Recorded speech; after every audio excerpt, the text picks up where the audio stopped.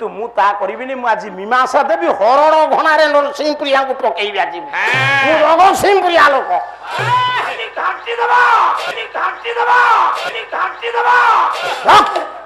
तू खरा बेले जाक तांकरी घरे पहुंचु तू भारी घांटौ सब जाक लीक पॉइंट तांका आगे मोर कहि देछि सुन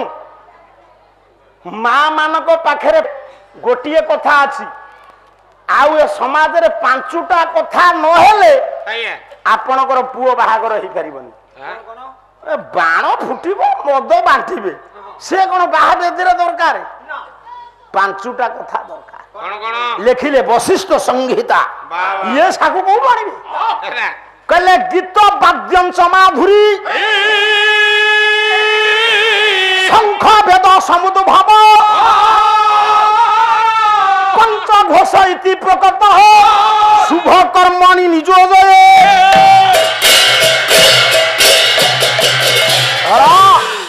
सब मां माने झियो माने बहु माने सुन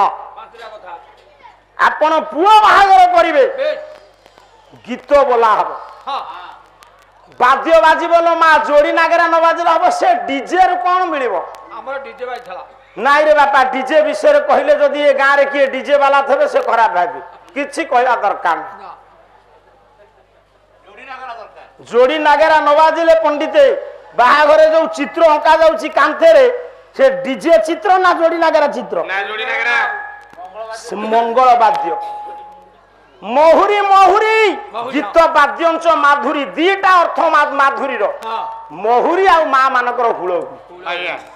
शंख बाजिबो मांगलिक कार्यक्रम सार वेद पाठ हबो पांचटा कथा मन रखंतु शंख एक वेद दुई हुळहुळी किंबा महुरी चारि जोड़ी नागरा वाद्य खाली जोड़ी नागरा न मृदंग भी गोटे मंगल वाद्य कोन बुझुछु ये पांचटा कथा भीतर सर्वश्रेष्ठ होउची मां मानकर हुळ मां कौशल्या कहिले राम बापा आज कौन एपट सेपट करिछ जे जो नारी एपरी योग्य पुओ जन्म दिए से नारी की केही दूषिता कहि पारे आपण सेई नारी की कहिबे व्यभिचारिणी सेई नारी असती जो नारी पर पुरुष सहित मिसी वर्ण शंकर पुओ जन्म दिए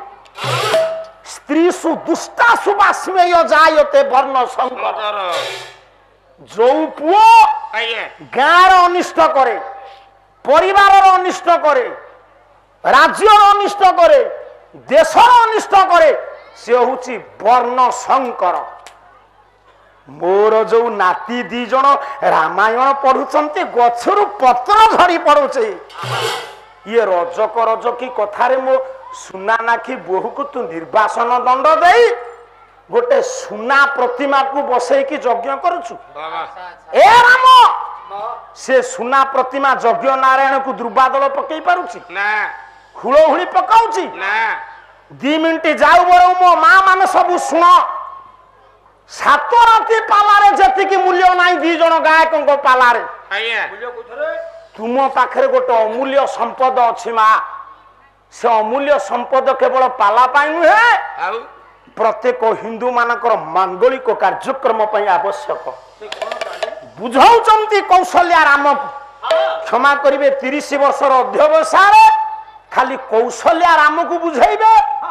गोटे नारी रो पुरुष पाई केते दरकार पुरुषर नारी पई केते दरकार 4 घंटा पाला किंतु मु ता करिबिनी मु आज मीमांसा देबी हरण घणारे नरसिंहपुरिया को पकेइबी आज मु नरसिंहपुरिया लोक तू खरा बेले जाक तांकरी घरे पहुंचु तू भारी घांटौ सब जाक लीक पॉइंट तांका आगे मोर कहि देछि सुन मां मानको पाखरे पांचु ए गोटिए कथा अछि आउ ए समाज रे पांचुटा कथा न हेले आपनकर पुओ बाहागर होई परिबनी ए बाण फुटिबो मद बांटिबे से कोन बाहा बेदरे दरकार पांचुटा कथा दरकार कोन कोन लेखिले वशिष्ठ संहिता ये साकु को मानिबे कहले गीत वाद्यंच माधुरी शंख वेद समुद्र भाव पंचघोष इति प्रकट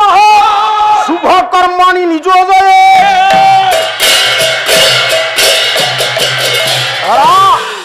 सब माँ माने झील माने बहु माने शुण आपण पुओ बाहागर करिवे गीत बोला हम बाद्य बाजी बोलो माँ जोड़ी नागरा न बाजिले हम से डीजे रु कौन मिलिबो हमर डीजे बाजला नाई रे बापा डीजे विषय कहले जदि ए गाँव रे किए डीजे वाला थे से खराब भावी किछि कहला दरकार जोड़ी नागरा न बाजिले पंडिते बाहाघरे जो चित्र अंका जाउची कांथे रे से डीजे चित्र ना जोड़ी नागरा चित्र ना जोड़ी नागरा मंगल वाद्य महुरी महुरी गीत वाद्यंच माधुरी दीटा अर्थ माधुरी रो महुरी आ माँ मानकर हुल शंख बाजिब मांगलिक कार्यक्रम सार वेद पाठ हम पांचटा कथा मन रखु शंख वेद हुलहुली किंबा महुरी वाद्य खाली जोड़ी नागर नुह मृदंग भी गोटे मंगल वाद्य कौन बुझुचु ये पांचटा कथा भितर सर्वश्रेष्ठ हूँ माँ मानकर हुलहुली माँ कौशल्या कहले राम कहला ये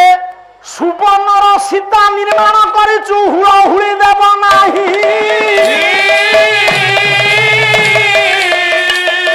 प्रतिमा देखेबे जगतर पुणी प्रतिभा काम करई सुनार सीता हुलहुली देव ना ता कहीं तैयारी कर बसैछु मु कहूची माँ मो माँ सीता जेहेतु योग्य पुओ जन्म देइछि से असती नुह से रजक रजकी कौन पड़ला से कौन मिलू तू ये मु बसिली वाल्मीकि आश्रम रु मो बहु आसब कर्त्री हेब यज्ञ हम नेट ना डाटा चुचुब तोरी भाया मूर्ख नुह बापा माँ को भिने कर बहीचु केते दिन है कलुनी भिने मोर विवाह 16 मंगला दिन ठीक कर तो परी योग्य लोक को माल दवा उचित मूर्ख पगंड शु देखे रामकर केते महत विचार कहले माँ सीता मो स्त्री सत किंतु सीता आसीबे कि न आसीबे मु सिद्धांत नहीं पारिबिनी आपण निजे कहंतु आपण को स्त्री जेतबे बाप घर को जाउथला से सासु घर को आसीबो कि नहीं आपण सिद्धांत नियंती ना घर मुरबी आज्ञा येबे काई घर मुरबी मो स्त्री मो इच्छा मु जेतबे नेबी सेतबे आनिबी जेदी बिराड़ी ता छुआ को कामड़ी करी निई सेती गाड़ी रे बसी कर जेतबे इच्छा नेले आइले